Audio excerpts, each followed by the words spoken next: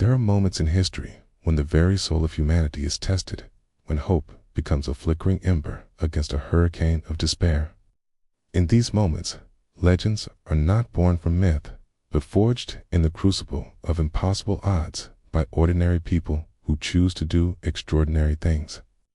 This is a story of such a momentous tale of courage, sacrifice, and a promise kept in the heart of the jungle. A story of a great raid that would echo through the annals of bravery. Our story begins in the suffocating humidity of the Philippines in early 1945. At a place of profound suffering known as the Cabanatuan internment camp. For 3 long years, this camp had been a living nightmare for over 500 American prisoners of war. They were not just soldiers, okay? They were ghosts in tattered uniforms, skeletons held together by sheer will. They endured systematic brutality, the gnawing agony of starvation, and the relentless march of tropical diseases.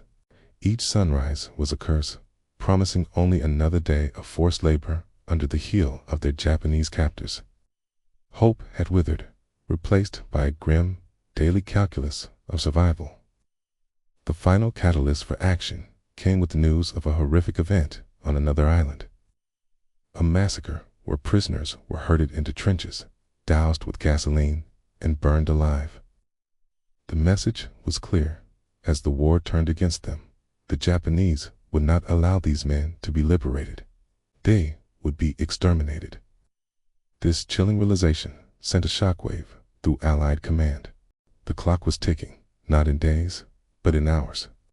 An impossible mission was born from this desperation. A rescue. The task fell to a new breed of soldier, the U.S. Army Rangers, led by a quiet, meticulous strategist named Captain Arthur Stone. His men were elite, hardened by combat, but what they were about to attempt was beyond any training manual. They had to march 30 miles behind enemy lines, assault a heavily guarded camp, and escort over 500 men, most too weak to even walk, back to safety. It was a plan bordering on suicide. But Stone knew that the heart of this mission would not beat with American strength alone. Success depended on a crucial, often overlooked ally, the Filipino guerrilla fighters. These were the men who knew the land, the people, and the enemy. They were the ghosts of the jungle, and their leader was a man of quiet genius and unwavering resolve, Captain Mateo Vargas. While Captain Stone and his Rangers began their clandestine march, Captain Vargas was preparing for the most critical battle of the entire operation. He commanded a force of 200 local guerrillas, men armed with a fierce love for their homeland and an assortment of captured and aging rifles. Their objective was not the camp itself, but something far more vital, a small, unassuming bridge crossing the Kabu River. This bridge was the only route for a Japanese force of nearly 1,000 soldiers, complete with tanks, stationed in a nearby town. If those reinforcements reached the camp during the raid, the rescue would turn into a massacre. Vargas and his 200 men were the only thing standing in their way. He chose his ground with the precision of a master tactician. He found a spot where the road narrowed into a V-shaped choke point just before the bridge. It was here he would make his stand.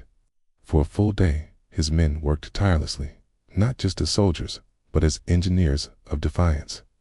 They laid mines, buried powerful explosives to shatter the bridge on his command, and prepared their ambush. Vargas understood the enemy's doctrine of aggressive, frontal assaults. He knew they would charge headlong into his trap, and he planned to use their own ferocity as a weapon against them.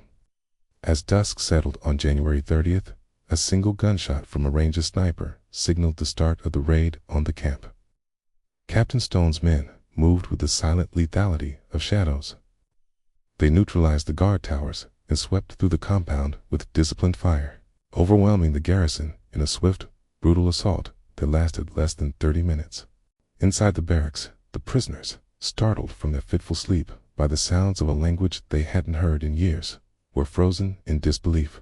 Was it a dream? A cruel trick? Then the Rangers burst through the doors, shouting, "We're here to get you out. Everyone, let's go."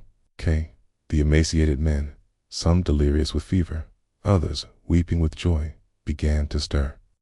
The Rangers carried those who couldn't walk, refusing to leave a single soul behind. Their promise was absolute. At that very moment, miles away at the Kabu River Bridge, the thunder of battle erupted. The Japanese reinforcements, alerted to the attack, charged towards the camp as Vargas had predicted. The night exploded in a symphony of destruction. The lead Japanese truck hit a mine, erupting in a ball of fire and blocking the narrow road. As soldiers poured out, Vargas's men opened up from concealed positions. The Japanese, enraged and relentless, charged forward, straight into the kill zone. For hours, Vargas and his 200 guerrillas held back a force 5 times their size. When the enemy tanks finally rumbled forward, Vargas gave the signal. The bridge disintegrated in a massive explosion, sending steel and concrete crashing into the river below and sealing the fate of the Japanese counterattack. The battle raged all night, a desperate, heroic stand fought in the flickering light of burning vehicles. By dawn, the Japanese attack was broken. They had suffered over 400 casualties. Captain Vargas and his brave guerrillas had paid a heavy price, with 21 of their own falling in the fight, but they had held the line. They had bought the most precious commodity of all time. Back at the camp, the evacuation was a slow, agonizing procession. The rescued prisoners were so weakened by years of malnutrition that the 30-mile journey back to friendly lines seemed an impossible feat. This is where the final and perhaps most moving act of heroism unfolded. As the column of frail men and their ranger protectors moved into the darkness, they were met by a silent army. Local Filipino villagers, men, women, and even children, emerged from the shadows. They had been organized by the guerrillas, and they brought with them a lifeline: over 100 wooden ox carts. At immense personal risk for being caught helping the Americans meant certain death. These civilians loaded the weakest prisoners onto their carts. The slow, rhythmic creaking of the wooden wheels became a song of liberation, a testament to the profound bond between the rescuers and the people whose land they fought to free. They traveled through the night, a river of humanity flowing towards safety, shielded by the darkness and the courage of ordinary people. The Cabanatuan Raid was a staggering success. 516 prisoners were brought home. It was a beacon of light in the final dark days of the war. Its impact was immediate and profound. The mission became a blueprint for future special operations, proving that small, elite units working with local forces could achieve the impossible. The testimony of the rescued prisoners provided crucial, first-hand evidence of war crimes, ensuring that justice, however incomplete, would be served. More rescues followed, inspired by the audacity and success of what happened at Cabanatuan Raid. But in the grand sweep of history, some chapters are often left unread. While the American Rangers were rightly celebrated as heroes, the recognition for their Filipino partners was tragically delayed, and for many, it never came. Captain Mateo Vargas and his men, whose tactical brilliance and raw courage were the very foundation of the rescue success, faded into the background.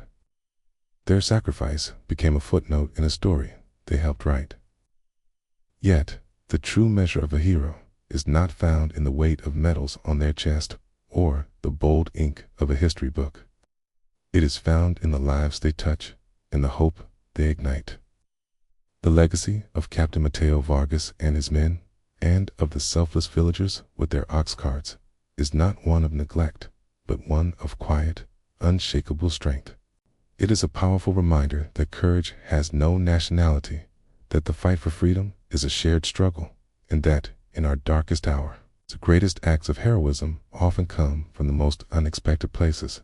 Their story challenges us to look beyond the headlines, to honor every sacrifice, and to remember that the brightest flames of the human spirit are often lit by those who stand willingly in the shadows, asking for nothing in return but the dawn of a better day.